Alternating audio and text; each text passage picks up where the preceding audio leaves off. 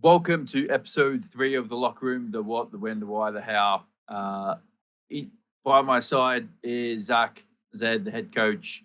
How you feeling, Zach? I'm feeling good, man. I mean, you know, uh, when you get to record something twice, I feel like all the thoughts are already there. Um, I'm ready to talk, ready to spew.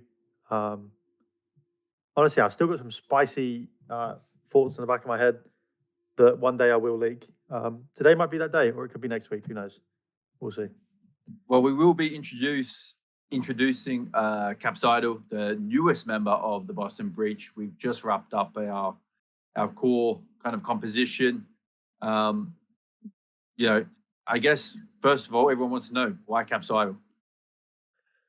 It's a good question. I mean, um, I think when you think about players, no player's perfect. They all have their problems. And one thing is we've already worked with Cap. We know his problems. It's not going to be a guessing game, not going to be a mystery. Because when you're talking to these players in the offseason, they're not going to tell you what bad things they do. They're just going to sell themselves, right?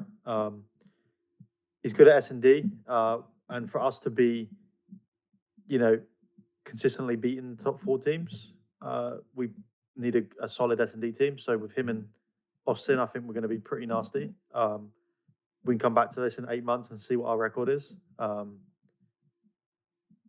yeah, I mean, he's just a good kid as well, right? He's easy to get along with. When we spoke to the rest of the team, they were like, "Yeah, Cap's the guy." Um, we had some other options, but we can talk about that later. But yeah, that's our boy right there. Happy to have him back. Yeah, and I first and foremost know that Cap in year one, it was all about the vibes, and I think that level of kind of team camaraderie that it kind of brings outside the game and even in the game um, is always welcomed here at Boston Breach. And I know previously we mentioned we were flexible in kind of whether or not we get a fast SMG, whether we get a smart SMG, or if we get someone that just kills a lot. So why did we end up going for Cap, who notably was quite fast towards the end of last season? Yeah, I mean, good question. But I think he sits in the middle. I think he can be quick, he can be slow. Um, we had other options where we looked at Standy, who's probably a little bit slower than Cap, but then there's also Neuro, who's probably a little bit quicker than Cap. We ultimately decided to go right in the middle, um, best of both worlds kind of thing. Especially with Eric. Eric's going to be quick, Oh, and it's going to take Eric a few months to learn how to play with Cap and who's going to be the quick in what scenario and all that good stuff. So um, having someone like Cap bang in the middle can do both is the best way forward in my opinion. yeah. I mean, I think that makes the most sense with kind of the balanced approach that we've been going for, and Cap just being very, very, very good at S&D. I think in year one we saw a lot of success in our S&D, and it put us, winning a couple game fives here and there, put us in good stead for not only the league standings, but once you get a couple of wins early on in the season, you get confidence. From confidence, you think you can just beat anybody, and just those kind of delusional thoughts um, are enough to get you across the line in some of these instances. So I think for both you and I, we're both looking forward to seeing how he evolves with Eric over the course of the year. Um, with Cap having a little bit more experience and kind of leading and guiding the young Snoopy along. Uh, and kind of with that being said, what is the kind of expectations for this season for yourself? I mean, it's easy to say top 5, right? I think everybody's put us as kind of the fifth best team. For me, biggest expectation, obviously, you're going to try and win. That's without a doubt, number one. Um, but it's just to create that culture, create a culture, a winning culture, um, and a place where players want to come to Boston. Um, you want when people leave Boston to say it's the best franchise they've been on. Um, And that's kind of what we're striving for. And it's not something that's going to happen kind of over one season. It's going to be, you're learning from your mistakes, and you can bring in new things every year. And eventually, one day, you're going to have the complete package. But us being in year three puts us one step closer to that. So, um, taking a lot of steps forward to really create that culture that people will see that we have and create and have and create. Yeah, no, I think just like a player over their seasons kind of get better and better and learn more and more. It's kind of the same situation for us as an organization. Year one, we pretty much barely had any resources. We were a tight ship, a lean, mean team, and I think we've kind of expanded upon that, and that allows us to give these players opportunities, these players resources, tools at their disposal, so they can purely just focus on the game. They don't have any stresses outside of the game, because at the end of the day, it's all about performance, and we want them to be in the best position possible to kind of do what they do best. So I think if the organization's doing their support, I think if the players are, really taking it upon themselves to push themselves and keep themselves accountable and responsible for their kind of work ethic, then I think both kind of grow in tandem. Um, and I think, at least for me, that's kind of the expectation for this season. It's more so not about the result; it's about the process. And we know if the process is good, well, strong, and it's got a good framework around it, the results will kind of speak for themselves, and they will come. We don't have to force our hand. We don't have to chase our tail. Um, if we're doing the right things, we've got goals in mind. We're doing the VOD. We're doing the extra yards, but we're also, keeping a balance in terms of work life. We're not grinding our fingers away and mentally torturing ourselves and burning ourselves out. But we're also at the top of our game, given enough time to kind of level up our expertise. Then yeah, we will find that kind of that balance that everyone's kind of looking for, and that culture where we want excellence, but we also want to reward and um, be a place of comfort for these players. So I think for me, the expectations obviously we want to be making every Sunday, but that just purely comes from doing the right things behind the curtains and behind the stage to make sure that we are equipped as best as possible. Alrighty, so here we are with Capsidal, former inaugural member of the Boston Breach, a founding member of Boston Breach. Uh, we're kind of losing the plot over here, talking some smack pre-show. Cap, first off, how we doing? How's it feel to be back on the Breach? It feels good, man. I'm glad to come back to you guys, you and Zach. I know what you guys been doing over there for the past couple years, and it's gonna be nice. Yeah, so you've been on the Breach before, as you just mentioned. What's kind of changing from last time to this time for yourself and for like the team? I'll say it's my overall outlook. I feel like over the past couple years, going back to challenges, coming back up, and like being on joining a team that's struggling and figuring out a way to bring it back towards the end. I feel like that really helped me mature a lot in that aspect, and hopefully, like I come to the team with Austin slash year two, or Austin, no, Austin and Preston, two vets, that've been winning over these past couple years, and I just keep the same mentality that I had last year, to be honest. Yeah, I mean, year one you had Zin and Tej. Now you have Sasha and Priester. I know Tej is going to watch this too. Yeah, So yeah. Teach will watch this. But he's gonna watch this. He Yeah. loves me, bro. No, it's going to be great. Okay, so obviously when we benched you, Cap, you had you know you had a short time in challenges, and then you had you filled in for 100T, right? And then you ended up joining Florida. Like, what what did you have to overcome, and how? Um, and how did you really focus? What did you guys do on Florida to focus on winning, and what did you individually do? Um, because when you joined Florida, they weren't in the greatest spot. So like, what did you bring to the table to help you and your teammates?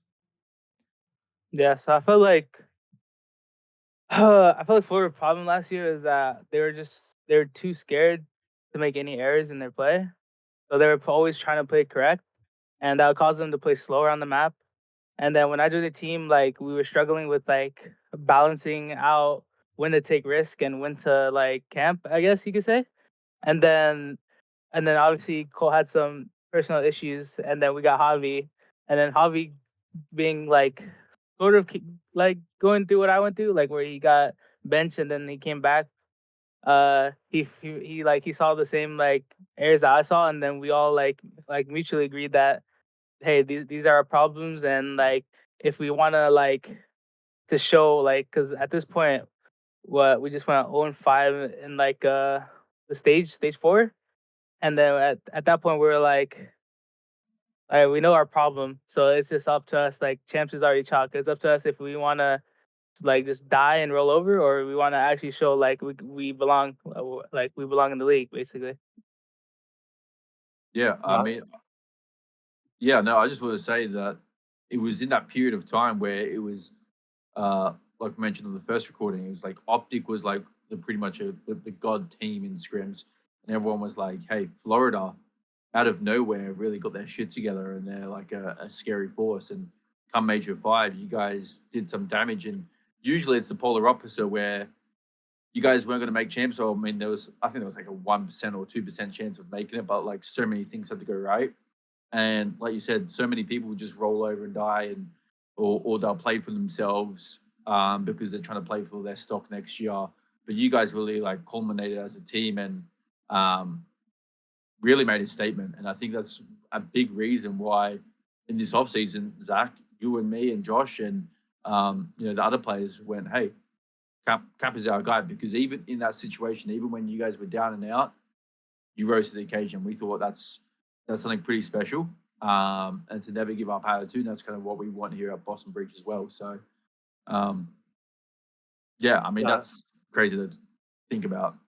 I think what you mentioned as well, Cap, like people are too scared to make errors. I think that's a problem for a lot of players in the league. I think like, when I look back at when me and Denz were on Paris, like when I think of like a player like Luca, like we probably try to control the way of him playing too much, right, at times, right? And like players just got to like the reason you got to the pro league is because you're playing confident. You kind of just don't give a fuck what you do. You just do it. It's that instinct, right? You can't like the minute you start thinking like about every single play you're making is like the minute it's just going to go downhill. That was my biggest problem, was overthinking a lot in every situation. What I was thinking about the third or fourth step before I've done the first, and then I mean that just sent me downwards. So yeah, I mean definitely a big problem in the league across the board. Yeah, I know. I know, Cap. You're a natural even on the first year with the boat kids. You just do your thing, and you'd come out with 55 kills, and we're like, okay, yep, sure. I mean, we get the dub. He's got the record for the season. We love that kind of thing. Since being here, since Vanguard and being in this the league though, what have you learned since being in the CDL, and how are you going to kind of tackle these shortcomings? Because every player's got their own individual mentality and whatnot. Like, what's it for you? Yeah, so like basically like during this past season, like what I learned is that like it's more than just in game. Everything that happens out of game matters just as much as it is in the moment. So like basically like for example like a daily routine. Like I felt like on Florida like the last I'll say like the last stage we had like we had a set routine. Like we'll go in, we'll watch Bobby before scrims, we'll set up goals, and then we'll like we'll just did that every day. We just played it day by day, and then the results showed. I mean, we were looking good going into the major. Yeah, I mean mental aspect of COD is definitely up there, one of the biggest parts, right? I mean that's what we're trying to improve on this year. We've mentioned it a few times, I think, on the podcast already about what we're going to do. But yeah, I mean, it's tough when you've got 4 different players, 4 different personalities, trying to get them. I mean, you don't want to control people's lives outside the game, but you definitely want cohesion and the guys to enjoy being around each other, especially if you're going to spend 8 hours a day with each other. So yeah, we'll be pushing out this year, Cap. So 4 expect different some- players. Yeah, 4 different players, 1 goal though. 1 goal. 1 goal. If you can get everyone aligned, then things 1 happen. goal. I think that's Yeah. what you were able to do, Cap. Thank you, DT. Okay. So talking about team, Cap, like every player on a team brings something different. Like, what are you looking to bring? Obviously, we have our reasons for bringing you on board, but like, what's something that you do that a lot of other players maybe don't do that's special and will help this team win? I feel like it would be adapting in the moment. I'd say I'll say like between like my first year and my second year, like being playing with like Dill, and then my second year playing with like Colt or Javi. I feel like they're those 3 guys are like 2 like completely like I'll say completely polar opposite types of players. Where like with Dill, I would have to be the slower sub, and then with with Javi and like or mostly Colt, I would have to be like the faster pace. So I feel like now like I can probably do both, and also like S&D. I feel like our team should be really good at S&D, and I feel like that's where like adapting in the moment is like where it's best, where you can best see it. So I feel like that if I can play my game and then I can adapt in the moment like I usually do, I feel like we could be. I feel like that's my best aspect as a player. Yeah, I mean, I don't know if you agree with this, Dan, but we definitely had problems like this year. Honestly, probably year 1, 2 of just like adapting in S&D, like 2v1 situations, 3v1 situations. Like, what are you going to do to like the game plan might not change too much, but like you need to know, every player needs to know like things that are going to happen in certain situations. You know, if you're in a 2v1, you group up with your teammate, right? 90% of the time, you group up with your teammate, maybe even higher. And they're just things that we struggled with last season for whatever reason. So yeah, I mean, it's exciting for you to hear you say that because yeah, that's one hurdle we definitely couldn't overcome. Yeah, I think was my goal. Like you just mentioned, Zach, like and Cap, like adapting in game, and even just like you said it yourself, Cap, you were slow the first year, then you had to play a little faster. Like even that's the experience of the CDL coming to you. It's like Zach and I throughout the last couple of years, it's like, hey, there's times to play fast, there's times to play a little bit on the slower end. Like it's all about this balance, and just like any SD mastermind kind of thing or SD player, you guys can kind of get a good read of the game and you can adapt. Like, hey, we've done A 3 times, and you just have this feeling where you're just like, yeah, we're hitting our B this round, and it's just like you just do it, you've adapted to it, and bang, you meet each other, and you're already prepared. They're not, because they don't know they're just running into a brick kind of wall. So I think adapting in game, adapting to the game is definitely one of the reasons, especially in S&D. We know how good you are in S&D. I think you got the Vanguard through the first half of the season. We were really good at S&D. Shout out Berlin. Shout out getting the bomb down. I remember one strat we came up with, Cap. I don't know if you remember it. It was like Berlin attack, and we're like, Cap, you go over here and you bait the bomb. You cross and bait the bomb. I think you just crossed and insta died, and we're like, yeah, maybe not the best strat. Maybe a group up next time. Oh, bro, I'm telling you, bro. Like when they had the barrel in, bro, that was my shit right there. Stun the barrel, explodes, like cross, like bombs down. No one ever caught on to that, I don't think. I mean, maybe nah. maybe some they got rid of the coaches barrel, out there, no? Did they Nah, get rid of the yeah, they got rid of the barrel. They got rid of the barrel. But no one like I was the only one who did that strat, and then they got rid of the barrel, and I was like, well, Well, they got the strat. oh fuck, boys. I guess we gotta go away now, boys. Fuck. Okay, switching things up a little bit. Let's actually crack into some WrestleMania kind of questions. A couple of hot takes. Want to get your opinion, Cap. Besides the breach, because it's obvious that we've had the biggest upgrade over the seasons, because we've got a crazy good team at the moment. Who upgraded the most?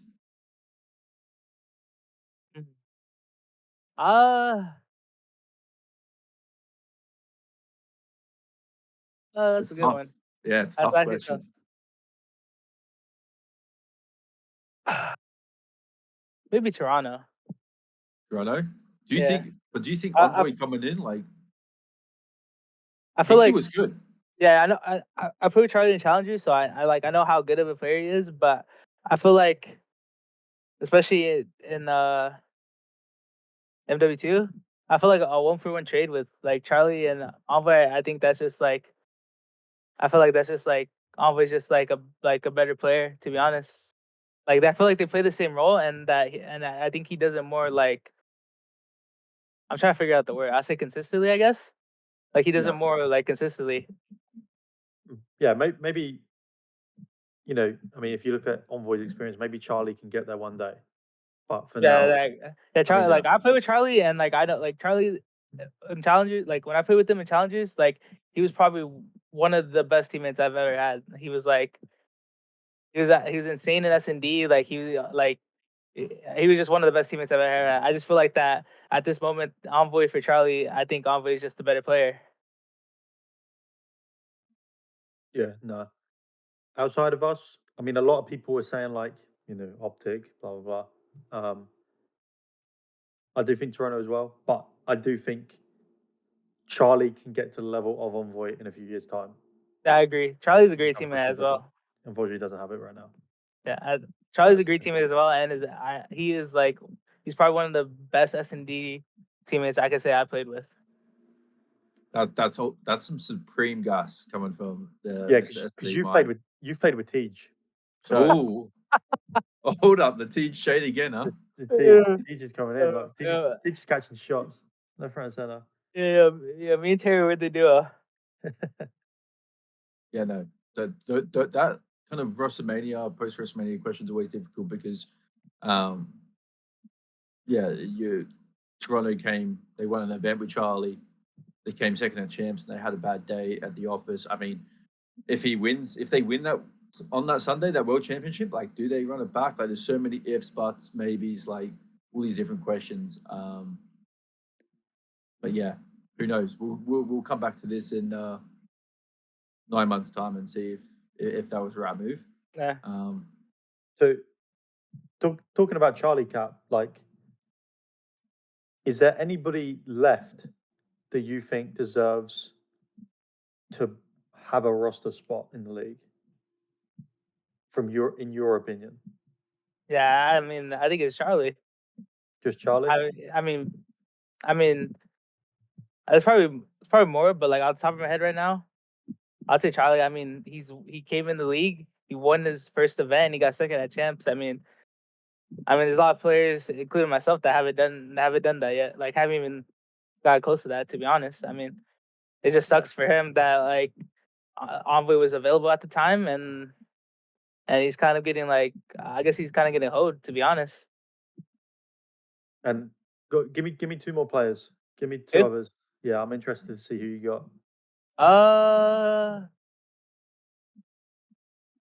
I'll say Tej? Tej. Why Tej? Why does Yeah. Tej deserve a roster spot? I mean, he was top 5 S&D player in the league, my boy. He's top 5. So what you're saying is somebody should have an S&D team and bring Terry in on the stage for map 2, but then have a respawn team that comes in for the respawns. I mean, I guess I feel like I don't know. I feel like he's never had like someone he could like run like a sub. Like I feel like everyone Teach played with, like he always had to be like the aggressor. Like I think Teach is more of like a slower sub, and if you had someone like I don't know, like like Dill. If we had Dill, like if him and Dill, like I could see that working together. Like someone he could bait, I guess. Yeah, he can play off. He can kind of Yeah. yeah. And he's 'Cause also, he's also a vet. He's been playing since Ghost. Like that guy's old as fuck. Like you say that, but he's still in the young. He's old, but he's young. yeah, I know. He's been Yeah, playing since yeah. Ghost, but he's kind of young. I mean, he's still kind of old though. Like You want to hear? You want to hear who I've got? Who I think should be in the league? yeah. God RX. And that's serious as well. I know some of you are smirking. Wait, what? I think He just won Challenger Champs, no? Yeah, I know. I He had a think- 1. I He had a think- 1.5. I think he deserves a shot. I think he's been doing it for a while at the top of challenges. Yeah, that's the thing I feel like there's just a lot of people like that should like be given a chance, but that like I feel like how like political, I guess you could Yeah. say, like Yeah, the how political the system is, that like they probably won't get a chance ever, or if it would be like on like middle of the year, like teams struggling. Type Yeah, of, type of I deal. mean, look at Nate. That's probably the one player that might deserve a shot over God RX is Pentagram, and he's struggled. I mean, we now have him on Boston Academy, so anything can happen there. But the fact that he hasn't been given a shot up until this point, Yeah. it's kind of crazy. What you trying to say right there, Daniel? Yeah, I saw your face there. Yo, you're good, man. You're good. Yeah, Wait, what you I ain't trying to Yeah. drop you again, Cap. I've Yeah, already what done you it once. what you trying to say, Daniel? Listen, It is I difficult, though. I do the majority of the phone calls, right? I think there was one I didn't do, which was Neuro. I wasn't the call though. But dropping people isn't fun, Cap. Do you remember when we got in a call in year one? Oh yeah, I do. You know why? I remember it too. Why? Why do you remember it? Because before that call, I told TJ, I said, "Yo, let's play Chow." I said, "Yo, let's No. play Chows." I said, And "Yo, then let's play Chows," and then he said, "Not right now." No Oh. way. And then I was shooting bots the whole time. I was like, ah. Oh, damn. Yeah, it's not fun, Cap. I mean, Denz can agree. It's probably the worst part of like coaching and management, because you never want to do that to someone, because you get to know them so well that you never want to drop anybody. But sometimes you just have to like come to that decision and do it. But yeah, you're good, Cap. I mean, if Nate would be on our bench, and then unless you're dropping a fucking 0.7 Cap, but I don't know what to say if you're Right. dropping a Well, 0.7. hold on. Based on the rumors of what the game's going to be. Oh wait, yeah, it might be Denzin, because I don't know Yeah. if you saw them rumors, Cap. I saw rumors of all the Modern Warfare 2 2009 maps. Like, Denz was linking me YouTube videos about like pre-nades over roofs and shit. Yeah. All I'm saying is, Cap, you're about what, 5 years old, so you didn't know the game. Eric was still what do they call it in America? Diapers.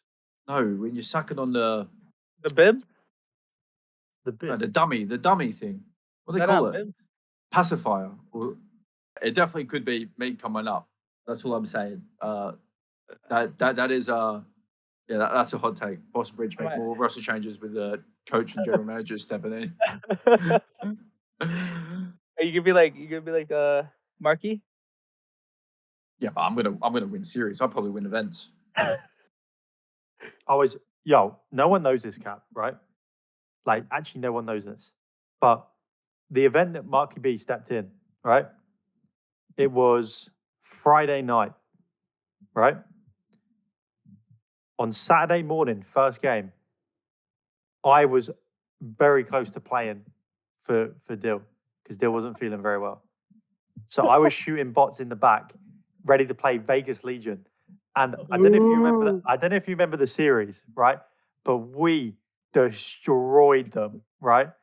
So I'm thinking, if I actually took Dill's place, I actually might have won. Like, and that would have gone down in history, the most legendary coach performance.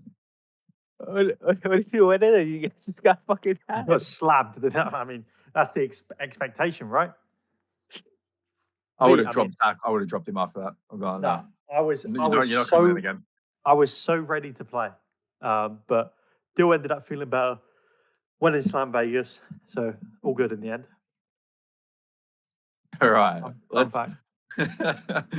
we're reminiscing here. Anyway, coming into the 2024 season, Cap, obviously you got Austin, Preston, Eric, Snoop Slasher, Priester. Who are you most excited to play alongside with this team? I'd say Austin. Over the past couple of years, like, after events, I talked to Austin a little bit here and there. There's nothing too serious. It was just about like games and stuff. But I decided to work with Austin, and actually, I'm excited to work with the whole team. I mean, like Austin and Preston are both they're both winners, and Eric, I've known Eric since I was underage, since BO4. So No, I mean, Slasher in the breach facility is called My Goat. I'm not going to tell you who by, but someone calls him My Goat. So Really go. yeah, you have the goat on the team. who calls him GOAT? Well, can't not- say. We can't say. You're gonna Text me. no, you're gonna find out. He sits next to me, and it's not Denz. Okay, I've just said it. Just narrowed it down very a lot. So you have My Goat. You have. I'm pretty sure Priest is the winningest CDL player in the CDL era. That's See correct, that, right? yeah. Which honestly pretty impressive considering Simp, Abizi, who else? I mean, yeah, I mean, that whole phase You legacy. Cell? Yeah. Oh, you Yeah. forgot about Cell, man. No, I was thinking of other players. I was going to make a bad joke, but I don't want it to come back and bite me. I was just going to start lifting off players that aren't like Simp and Abizi. Like who? I can't say because I get me in trouble. That's terrible. I think I know Yeah. who. Yeah. And then you got Eric, who's just a. I mean, have you ever spent time with Eric in person, Cap? Nah. Actually, He's not really. I saw him he's at a, Toronto. he's just a little kid that just wants to play God. That's pretty much summing him up. So he'll be excited to play with. I'm excited to see you two grind chows together, just like all the time. If me and Denz get the courage, we might chow you. Especially, I mean, Eric needs to replace. I've already said it. I'm challenging and I'm putting money on the line as well. Yeah, because I'll put money down action, too. action over words. Yeah, Listen, I'll put money down. You're gonna sit there. You're gonna think it's the old MW2 where you're like 18 again, and then I'm just gonna run down mid, tax spinning. I'm gonna be in your spawn in 5 seconds. That's fine. I already know. I'm like bunning around the corner, and I'm gonna slide him. I'm gonna slide him a flag glitch, and I'm just gonna rip you. The only thing that'll be in our spawn if you do that is your dead body, mate, and then we'll be in a 2v1. Eric's on the other side of the map. Well, Eric's gonna be behind me. Yeah, so it's a two-piece. if you two-piece me and Eric, I might just donate you a whole bow. Okay, this is. I like this. It's on the record. Yep. We've got a a two piece. If you piece me and Eric both double challenge you around the corner, I'll just give you my whole bow. I'll give you everything I own. Wait, me or Denz? Me. Either one. Wait, there's some disrespect going here, but I'm all for it. I'm all for it. We're gonna have to get loud, Zach. We're gonna have to get loud as well. Yeah, that's fine by me. That's fine by me. Well, that kind of wraps up our special guest, Capsidal, coming on the show. Thanks a lot, Cap, for jumping on board, even though we had a couple technical difficulties earlier. Always good to see how you're doing and how you're kind of viewing the 2024 season. And we're gonna smash it out of the park, and can't wait. Do you have any shout outs, special mentions? Shout out Pro Luke. Shout out my parents. They allowed me to play from my home, and I know like a lot of people don't have the comfortability to do that. I also I want to shout out my team from last year for like helping me grow as a player and understanding that it's like more than just like the in game stuff. it's all about like everything that comes around it. Okay. Awesome. Cool. Thanks, All right. Cap. Thank you, Cap. No problem, man. Shout out Pro Loot, Spark. And,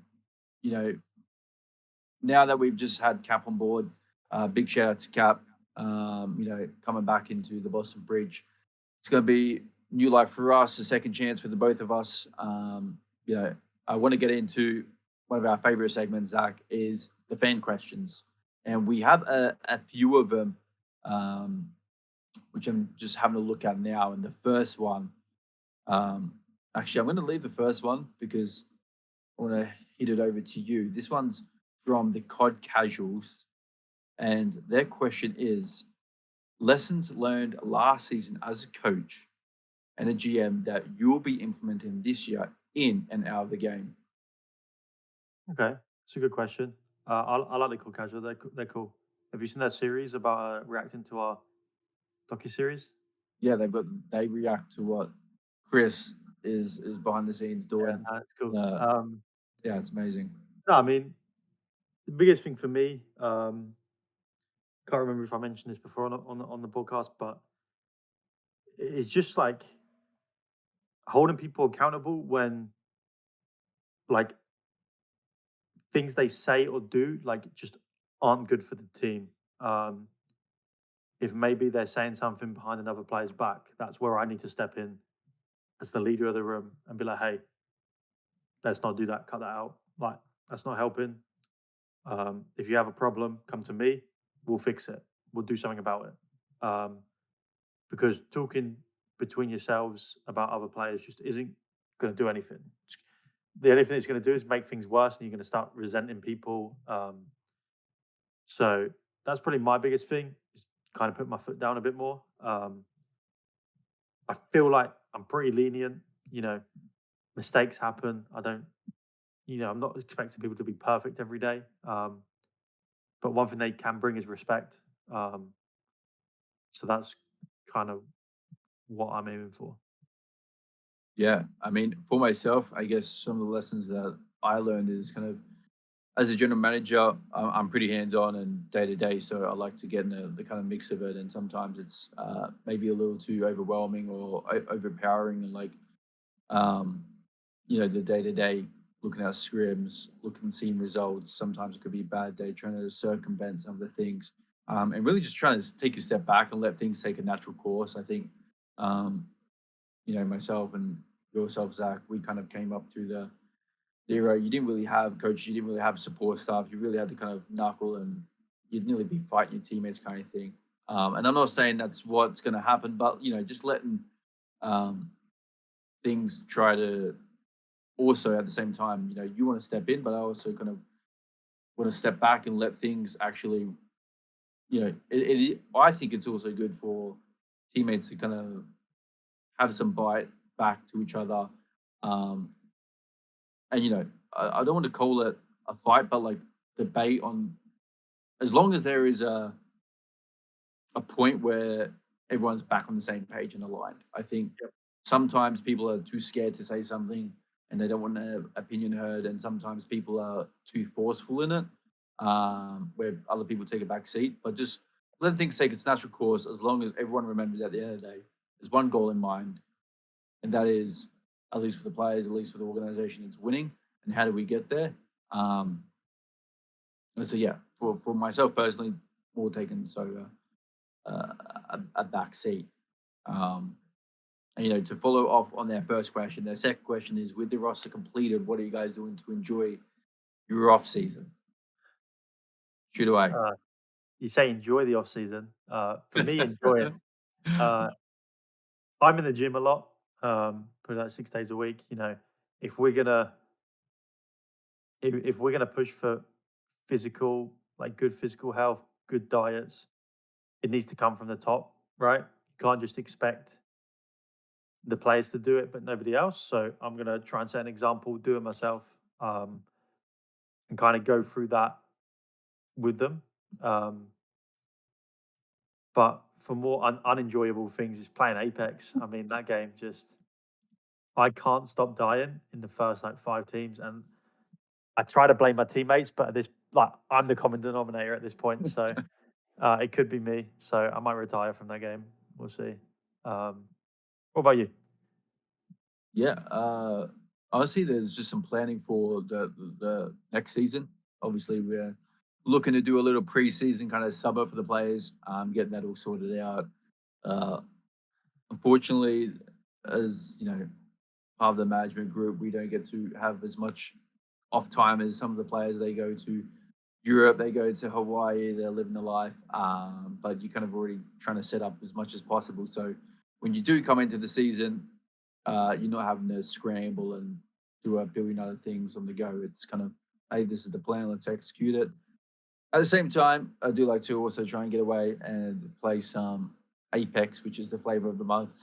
I also am part of the group that drops in and dies.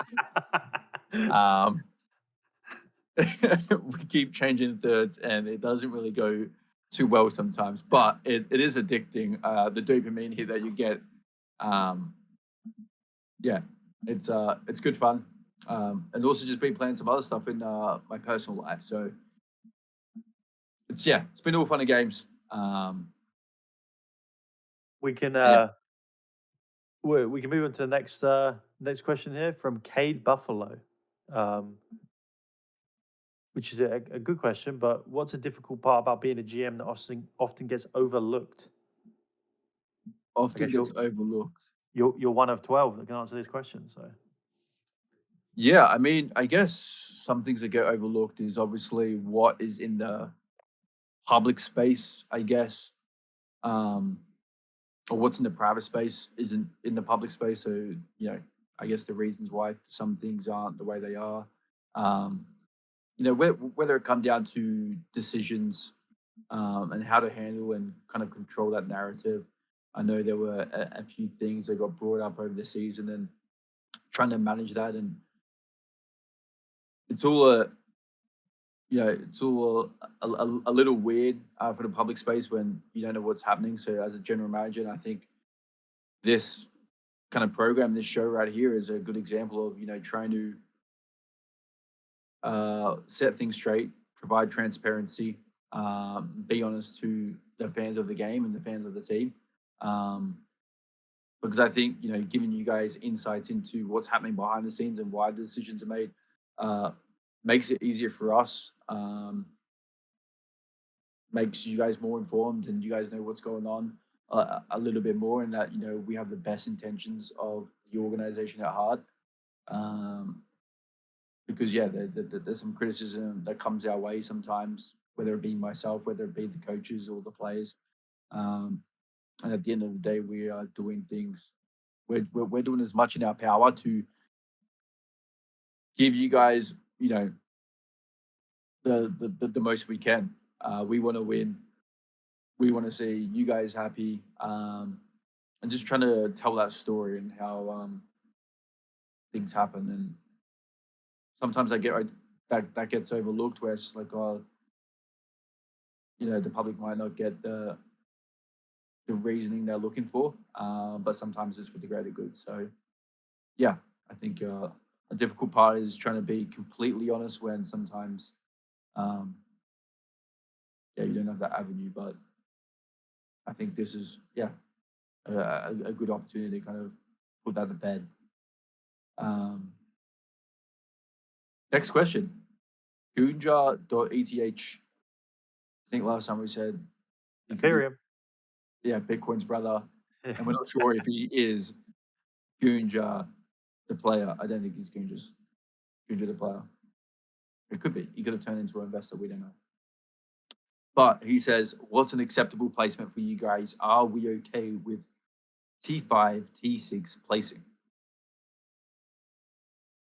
I don't think anybody would be happy with that, right? I mean, I know me and you wouldn't. I know the players wouldn't. When you've got the winningest CDL player and Mr. Austin / a World League himself, um, that's like mediocre isn't acceptable. it's a hard question again because in what context? Like, are we talking 5-6 overall in the season, but then you win champs? Like, it's a hard question to answer, but if I was to answer it like a power ranking across an entire season, I want to be top 4.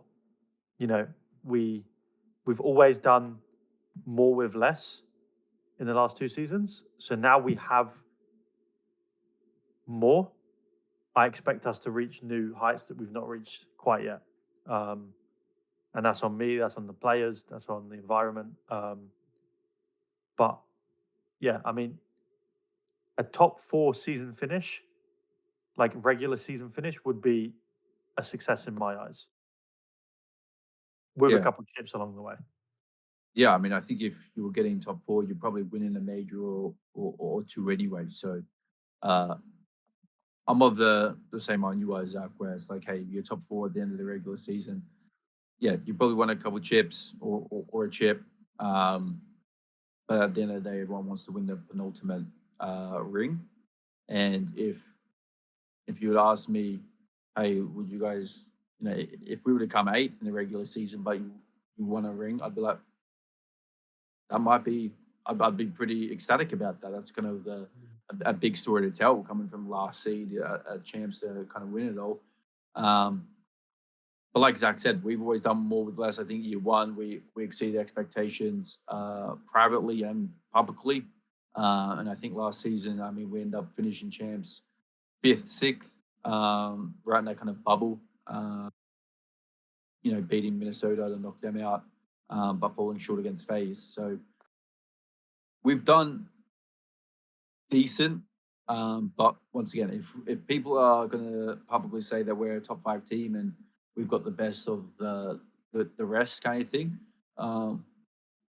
then our standard is, okay, well, if we got publicly the 5th best team, we want to be reaching, 3rd, 2nd,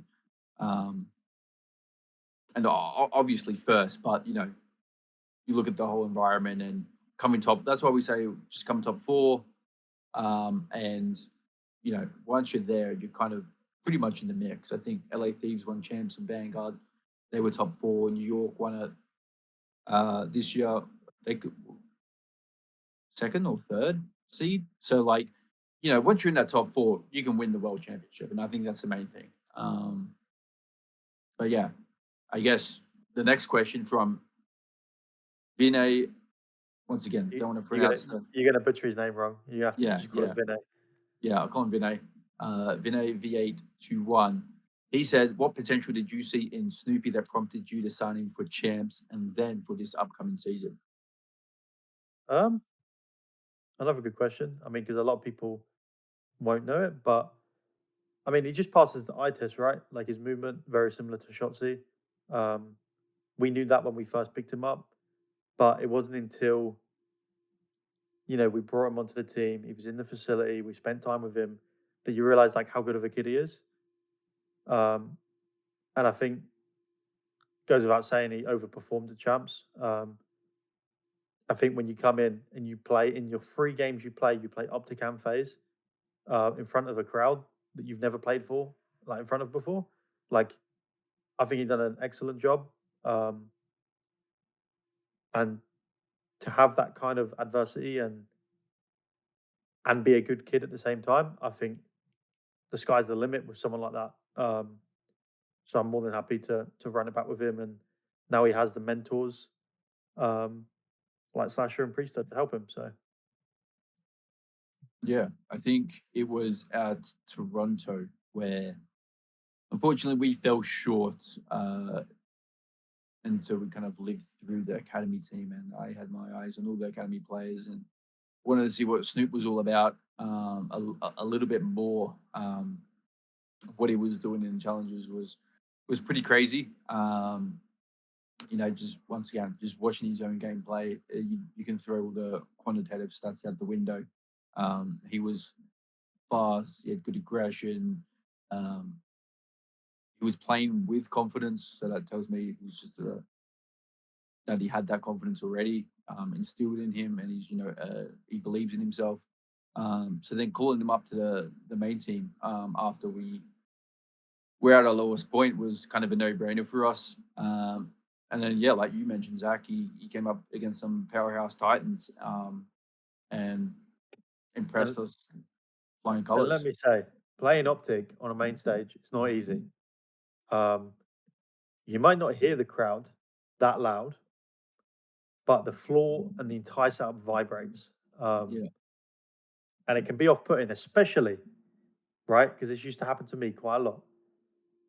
I mean, I know he's retired, but if Scump two-pieced you, like, you best believe your entire team's lost confidence in you because the crowd were roaring like he absolutely world-starred you. And all he did was shoot you in the back.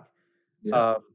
And that's hard to play against mentally. Like, you've got to be really mentally strong to be able to go in there, play with confidence, ignore the crowd. And I think Eric did a great job of doing that. Obviously, we did lose to Optic. They're a great team at the end of last season, but just being able to step on that stage and get, do exactly what he was doing in the four walls in the Boston facility was enough for me to say, hey, like, he's good enough. Yeah. Blocking the noise. And I know when we first picked him up from his apartment to bring him to the facility, we're like, yep, you've got Atlanta and New York today. And they just came off coming first and second out of Toronto. And he goes, oh, yeah, this will be easy, buddy. I'm like, okay. Yeah. Okay, sure.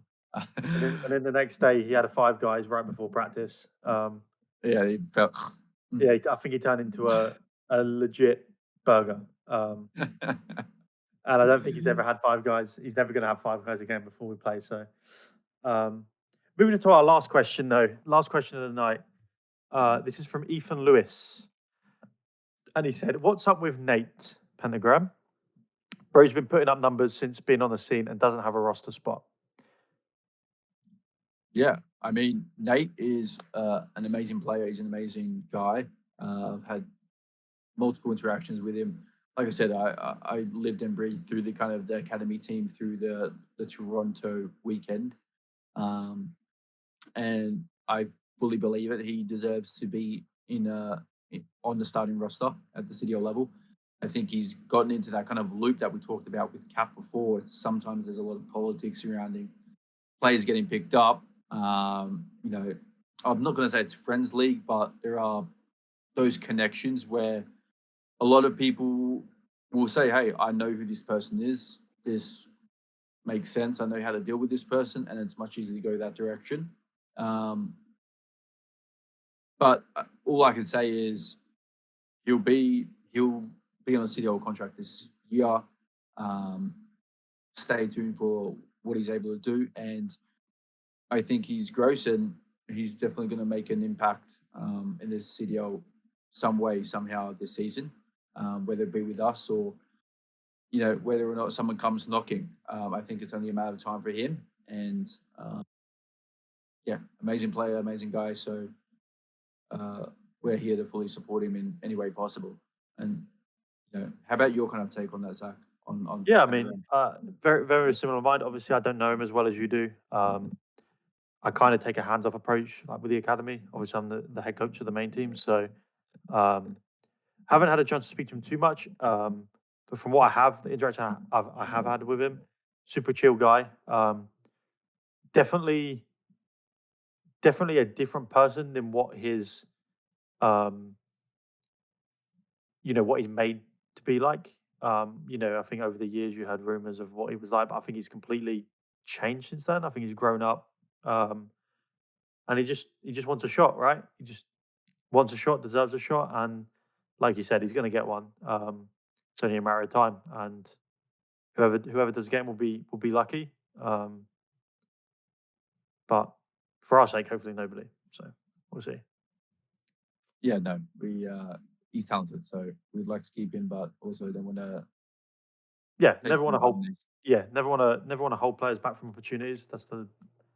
I don't think we've ever done that in the 3 years. Always pushed our players to get other opportunities and new opportunities. Because being former players ourselves, we know how difficult and annoying that can be. So, yeah, just shout out Nate, cool guy. Yeah. So that kind of also wraps up all the questions. Once again, there were some great questions, and then hopefully we gave you guys some good insights. And if you guys want to bounce back, whatever it may be, feel free to kind of put in the comments. Yeah, let me know if the reflection in my glasses was better because I've done some adjustments. And let us know about the mics as well. We got some new mics. Denz has a shout out mic. Boston. Denz has a mic on his lip, but he's not using it. You can still hear me. Yeah. Boom. So yeah, we're going to slowly upgrade this. Obviously we want this as a running thing. Obviously, when we're in Boston, we're going to have a great rig with Chris and Tyler, content people. Might even do a couple live. Maybe a couple of live ones with some players. Yeah. Maybe we're reacting to. We'll put some reactions in there to maybe some games.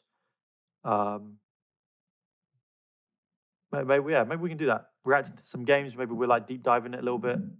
Not call it the deep dive though, whatever they call it over there on the breakdown. But yeah, I mean, let us know what we can do better. Always looking to improve. But yeah, thank you all for watching. What was that, episode 3? Episode 3. Damn, we're smashing through these episodes. We're back in Boston in no time. But yeah, again, let us know what we can do in the comments.